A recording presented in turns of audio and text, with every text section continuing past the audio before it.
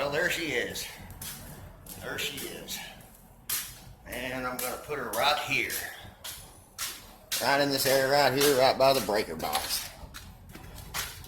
Might have to go get me a plug and put on there. I don't know. I might direct wire it. I don't know. Might need to do it right. Put a plug on it to where code enforcement ever winds up over here, it's done right, and I ain't got to go back and fix it and make it right. But there it is, man. I started this thing up. Put a new battery in it.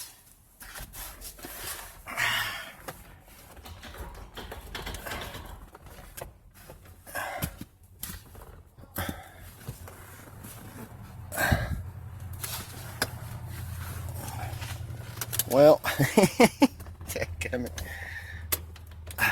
I got the keys hung up in the office in there. Got somebody waiting on me. Got somebody waiting on me anyways. But get this compressor unloaded. But anyway, I'll stop and edit it, and we'll put it together to the day, man. See what the day has to go. Old Louise, got old Louise parked up in here. Gotta get those open headers taken care of, man. It's too loud to be driving on the street. Anyway, I'll cut the camera back on in a little while.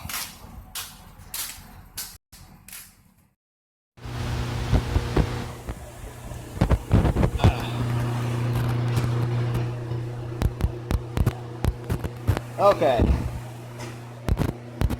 I looked at this cord and inspected it. I pulled a little cover off over here. Right there. And notice that this wire right here, the little end popped off on it. And this compressor used to belong to, let me see what it says. It says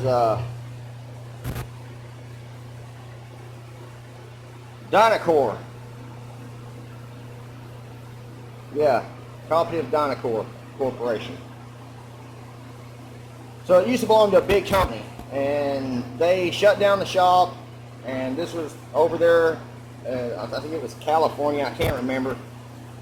Vaguely, it was out of in another state, and then my buddy, I call him Mr. Ed because his name's Ed, and it's kind of like a joke, you know, Mr. Ed the horse.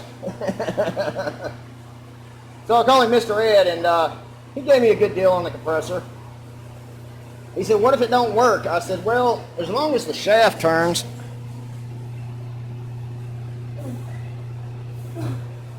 I told him it was worth it to me for the price that he's offering me. I could just buy another electrical motor and see if it works.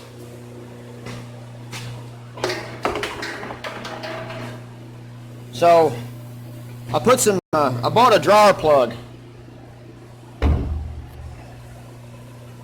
And I had to cut the eye holes off. I had to cut these off. And man, I save everything, man. I don't never throw away nothing, man. So I dug in my little box here and found me some new blades. And I put them on. They're press on, crimp on, whatever you want to call it. I really don't like those kind because, you know, they're made of aluminum. And aluminum swells and contracts when they get electricity going through them. Sometimes those things fail on you. I like to get the kind that's stainless steel and then solder them on. But for now, I put those on there and just to see if this motor is going to kick over and run for me. It was kind of sticky at first. When I first turned it over, it was kind of sticky. And I tried to hit the button and it went bang, and so I took the cover off, and at first it was a little stuck. I checked the oil level on this, and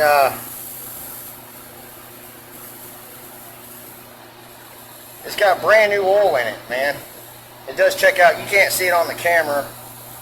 My camera's blurry. Probably need to clean it up, but it's got clean oil in it. It's a clear color. It's, on the stick anyway, it looks really clean. It's not black. So I might just go ahead. It's been sitting for 2 years. I might just go ahead and pull this plug off and make sure that I got the right kind of oil in there. Somebody might just put some oil in there just to make it do. And I'd hate to burn up this new compressor. And I gotta hook up this ground. Gotta hook up the ground. I noticed that whoever hooked the motor up, I don't know why this motor don't have a ground lead on it. Maybe it's because the motor's grounded to the frame. I don't know. I need to get up in there and pull this off and see if there's a, because I don't see no green wire for ground on this one at all. I don't see any green. It's just, it's 2 wires. So maybe the motor's grounded to, you know, right here. Maybe that's the ground. But I do need to make sure I got ground. But for now, just to test it out and see if it's not, see if this thing's going to kick on and run for me before I spend all this time hooking this up. I might have to pull a motor off and do all that, and then it's going to come all back apart anyway. So but let's see what we got here. Let's see what we got. The breaker's shut off.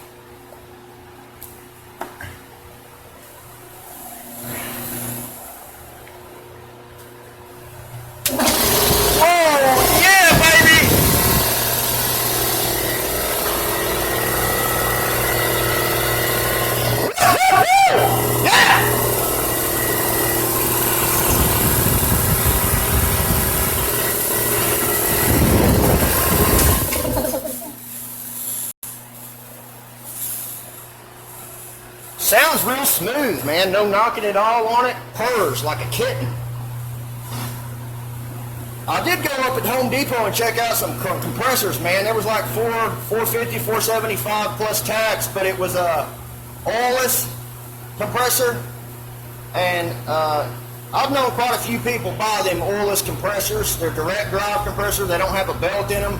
And they buy them brand new, and they last for about, you know, 2 or 3 years. And these are people that used them every day. And they'd last about, you know, two years, something like that. And then they would just, all of a sudden, I guess the valves would go out, and the motor still runs, but it just don't want to pump nothing. And I wasn't going to go over there and spend that kind of money on a brand new, it was Black Max even, I think. I'm not for sure, don't quote me on that. But I bought one of these Black Maxes like 20 years ago, man. And it pumped great, man, and it worked great, and I never had any problems out of it. It is a belt drive compressor, and that's what I was looking for, was a belt drive compressor, because I don't like those direct drive oilless compressors. But anyway, it's a good one. So I'm going to hook the ground back up, put the cap back on it, make sure my plug, you know, is tucked out of the way. Get me a filter system to put on here. I already got one next door. All those lights I was saving, if anybody's been watching this channel, I've been saving lights that people have been bringing me. And so I'm going to set this place back up in here for just personal use, you know. This area back here is personal use, you know. And I think I could clean this building up. It's all metal. I could take a water hose and hose this thing down and clean it up. Somebody's already been painting in here.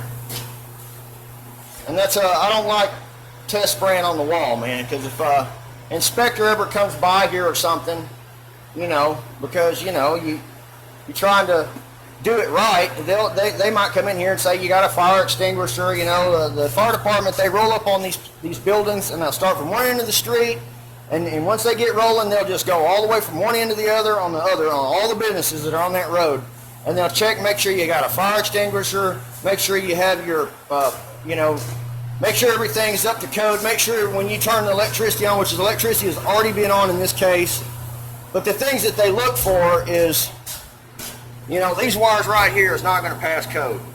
If it had a plug on the end of it, see, look at that. It's a broke wire right there. The housing's broke. If it had a plug on it, that makes that light a temporary connection. Anyway, let me get off here. Check out my buddy. Come on, man. I'm turning the camera off. And I just hooked up a complete whip to them. I like this one because it actually has a light on it. When you turn it on, it tells you there's power. kind of like that. And I went next door, and what did I do with it, man? I brought it over here. I wanted to show everybody that I'm doing it right. I got some Teflon tape going on, because if you got leaks in your air system, your compressor will just sit there and run forever. Let's see who this is. See who this is. Oh, that's old Big Lou. Let's see what old Lou has to say. What's going on, buddy? You're at the shop? At your shop? Yes, sir. I'm at my shop. Okay, I'm on my way. All right. Well, hey, bring an air hose. That's what I'm thinking. Okay. All right, buddy. See you here. And I think Lou's more excited than I am about getting this thing running, man. Oh yeah, I know what I did with that. Where's my cooler at? I went next door to get my parts. I had my filter hooked up. Man, I tell you, this thing makes noise, man. I like my squirrel cage better, my little bitty one. That thing hums. The noise that it makes will drive you insane. But I went and pulled this off of next door. I let them use it for a little while next door because they were needing it because it was getting water in all their tools, man. So I'm gonna go ahead and hook this back up with it as well. That's what I was telling you earlier. Have a pressure regulator, an external pressure regulator on your system, so you don't get up there and start jacking around with adjustments on that electrical shutoff box, whatever it's called. The thinger-jigger, don't mess with the thinger-jigger and do with the what-you-call-it's on the doololly, because you might screw something up. So I'm gonna put this thing on here. I got all the things I need to do it with. I'm gonna take care of it and do it right. Do it with the Teflon tape. Put all these doodads together. Anyway, I'll cut the camera back on later on when I find something else.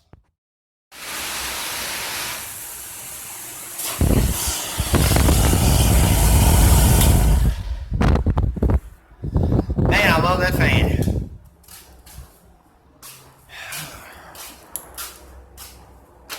Well,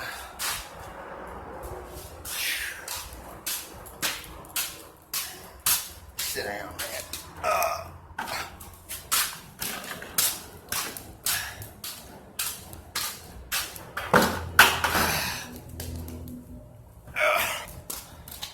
Take a load off. Anyway, the owner of this car, he came out here and he seen what good of an excellent primo overboard job I'm doing. And he said, man, I really wasn't looking for that extreme, or however you want to call it. He's not looking for a job that's you know, that looks like this. He really wasn't expecting me to take all the paint off all that.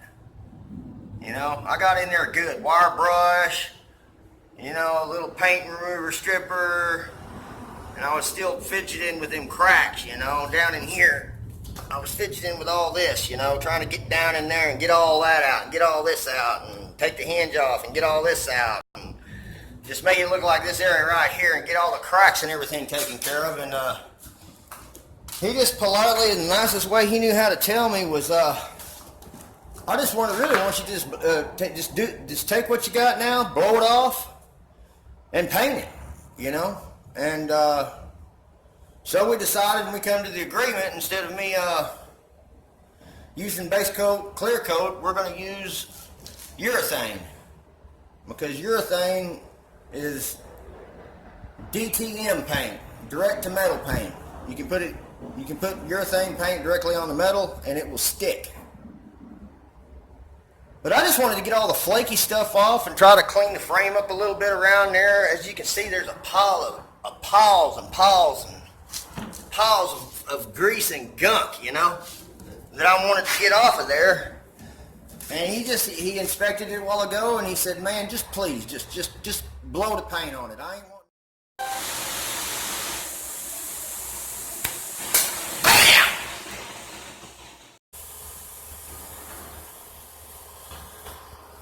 Well, there it is. I don't know.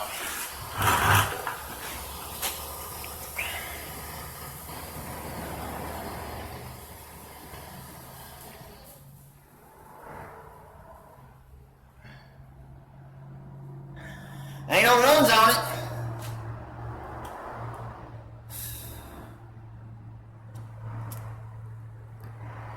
I guess it's okay. I tell you what, man. I just reunited with one of my buddies. His name's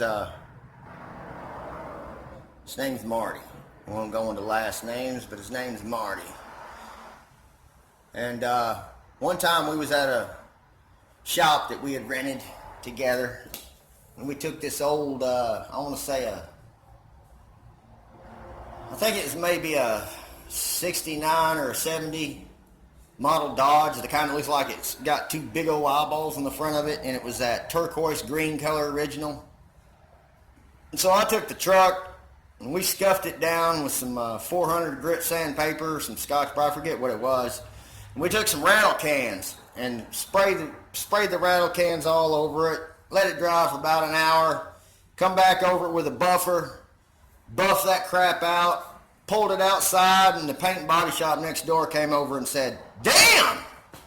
What'd you paint that with?" I said, "Rattle can." He says, "Dude, if you can do that with a rattle can, you ought to sink some time into learning how to shoot with a professional gun." And so that job looked, I'm saying 75% better than this job.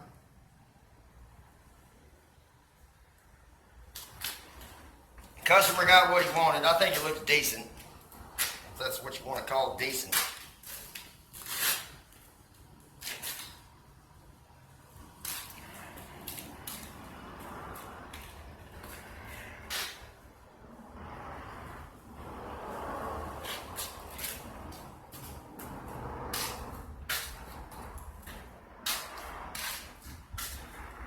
Well, I guess I'm going to shut it down for the day.